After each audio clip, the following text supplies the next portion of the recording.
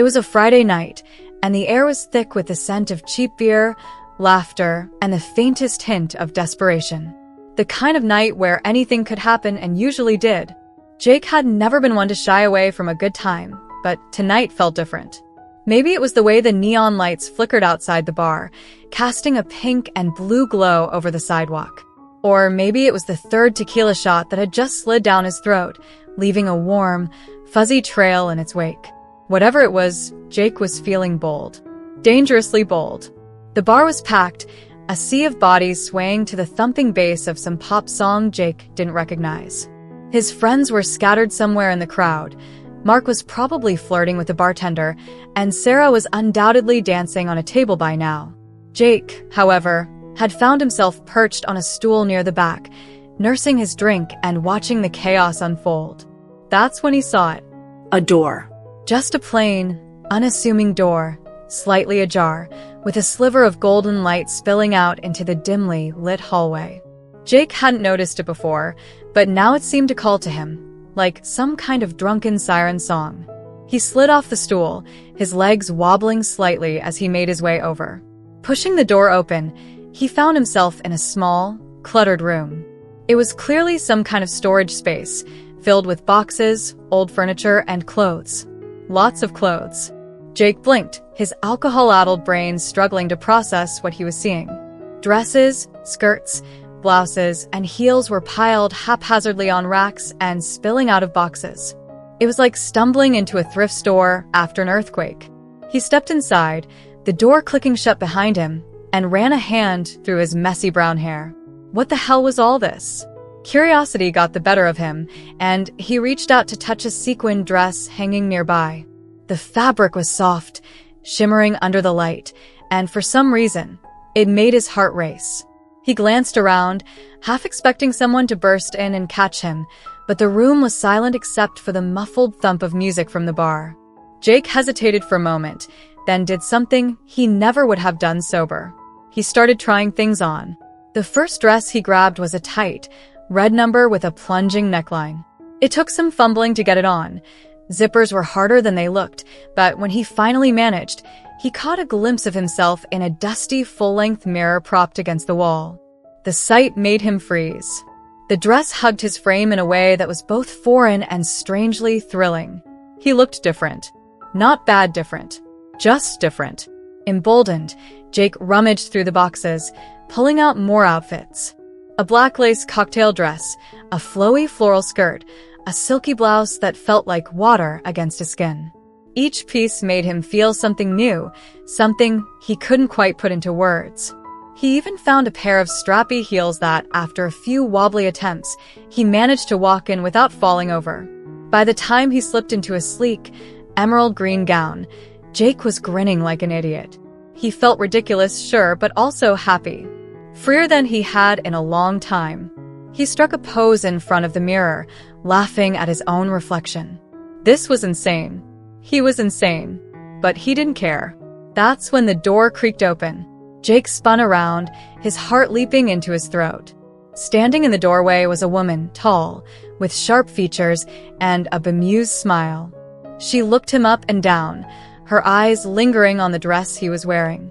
Well, she said, her voice low and teasing. Aren't you full of surprises? Jake's face burned. I can explain. The woman raised an eyebrow. Oh, this I've got to hear. He opened his mouth, but no words came out. What could he possibly say? That he'd gotten drunk and decided to play dress up? That he'd never done anything like this before, but for some reason it felt right? Instead, he just stood there, feeling like an idiot. The woman stepped inside, closing the door behind her. Relax, she said, her tone softening. I'm not going to bite. Name's Claire, by the way. I run this place. Jake, he mumbled, still mortified. Claire smiled, her eyes twinkling with amusement. Nice to meet you, Jake. And might I say, you clean up pretty well? He glanced down at the dress, then back at her. You're not weirded out by this? She laughed, a rich, warm sound that made Jake feel a little less awkward. Honey, I've seen a lot stranger things than a guy in a dress. Trust me, you're not the first, and you won't be the last. Jake wasn't sure if that made him feel better or worse. He shifted uncomfortably, the heels pinching his feet. "I should probably go," he said, starting to pull off the dress. "Wait," Claire said, holding up a hand. "Why the rush? You look like you were having fun." He paused, unsure how to respond. "I mean, yeah, I guess. But it's not like I can just do this, you know?" "Why not?" she asked, tilting her head. "Who says you can't?" Jake opened his mouth, then closed it again. He didn't have an answer. Claire stepped closer, her expression thoughtful. "Look," she said, "life's too short to worry about what other people think. If this makes you happy, then why not embrace it? You might be surprised at how freeing it can be." Jake stared at her, her words sinking in. He'd never really thought about it that way. Sure, he'd always been curious, but he'd never allowed himself to explore that side of himself. Too afraid of what people might say, too worried about fitting into the mold of what was normal. But here, in this little room, with Claire looking at him like he wasn't some kind of freak, he felt accepted, maybe even understood. "I don't know," he said finally. "It's just a lot." Claire nodded. "I get that. But you don't have to figure it all out tonight. Just have fun. That's what life's about, right?" Jake smiled faintly. "Yeah, "I guess so." she grinned. "Good. "Now, how about we find you something really fabulous to wear?" Before he could protest, Claire was already rifling through the racks, pulling out dresses and holding them up for inspection. Jake watched her, a strange mix of nerves and excitement bubbling in his chest. This was crazy. Absolutely crazy. But for the first time in a long time, he felt alive. By the time they were done, Jake was wearing a stunning black gown with a slit up the side and a pair of heels that made him feel like he was walking on air. Claire had even helped him with a bit of makeup, just some eyeliner and lip gloss, but it was enough to make him feel like a whole new person. "There," Claire said, stepping back to admire her handiwork. "You look amazing." Jake turned to the mirror, his breath catching in his throat. The person staring back at him was still him, but different. Confident. Beautiful. He felt a lump form in his throat, and he quickly blinked away the tears that threatened to spill over. "Thank you," he said quietly. "For everything." Claire smiled, her eyes soft. "Anytime, honey. Now, how about we get you back out there? I think your friends are probably wondering where you've disappeared to." Jake hesitated, his stomach twisting with anxiety. "What if they, judge you?" Claire finished. "Then they're not really your friends, are they?" He nodded slowly, her words giving him the courage he needed. Taking a deep breath, he followed Claire out of the room and back into the bar. The music was louder now, the crowd even more chaotic, but Jake felt a strange sense of calm as he made his way through the throng of people. It didn't take long for his friends to spot him. Mark was the first, his eyes widening in shock as he took in Jake's appearance. Sarah was next, her mouth dropping open in surprise. For a moment, Jake thought they might laugh, or worse, but then Sarah broke into a wide grin. "Jake," she squealed, rushing over to him. "Oh my God, you look incredible." Mark followed close behind, his expression shifting from shock to admiration. "Dude, I didn't know you had it in you. You're killing it." Jake laughed, the tension in his chest melting away. "Thanks, guys. I don't really know what came over me." Sarah linked her arm through his, beaming. "Who cares? You look amazing, and that's all that matters. Now, come on, let's dance." As Jake let himself be pulled onto the dance floor, he felt a wave of happiness wash over him. For the first time in his life, he wasn't hiding, wasn't pretending to be someone he wasn't. He was just Jake. And that was enough. The rest of the night passed in a blur of music, laughter, and newfound confidence. By the time the bar closed, Jake was exhausted but happier than he'd been in years. As he walked home, the first rays of dawn breaking over the horizon, he couldn't help but smile. Maybe Claire was right. Maybe life was too short to worry about what other people thought. And maybe, just maybe, it was time to start living for himself. From that night on, Jake began to explore this new side of himself, slowly but surely. It wasn't always easy. There were moments of doubt, of fear, of wondering if he was making a mistake. But every time he put on a dress, every time he looked in the mirror and saw the person he was becoming, he felt a little more at peace. A little more like himself. And in the end, that was all that mattered.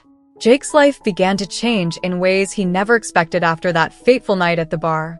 It wasn't just about the clothes or the makeup. It was about the way he felt when he allowed himself to be vulnerable, to explore a side of himself he'd kept hidden for so long.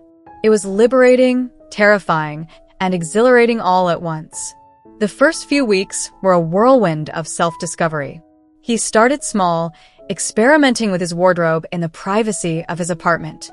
He ordered a few pieces online, flowy blouses, skirts that swished when he walked, and a pair of ankle boots that made him feel like he could conquer the world. Each new addition to his closet felt like a step closer to understanding who he really was. But it wasn't just about the clothes. Jake found himself drawn to online communities where people shared their experiences with gender expression. He read stories of people who had struggled with the same feelings he had, people who had found the courage to embrace their true selves. It was comforting to know he wasn't alone, that there were others out there who understood what he was going through. Still, he kept this part of himself hidden from most of the world. His friends knew, of course. Sarah and Mark had been nothing but supportive since that night at the bar, but he wasn't ready to share it with anyone else. Not yet. That all changed one Saturday afternoon.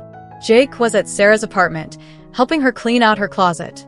She had a habit of hoarding clothes she never wore, and she'd finally decided it was time to let go of some of them. As they sorted through piles of dresses, skirts, and blouses, Sarah held up a floral sundress and grinned. "This would look amazing on you," she said, tossing it to him. Jake caught it, laughing. I don't know about that. "Come on," Sarah urged. "Try it on. You've been hiding this side of yourself for too long.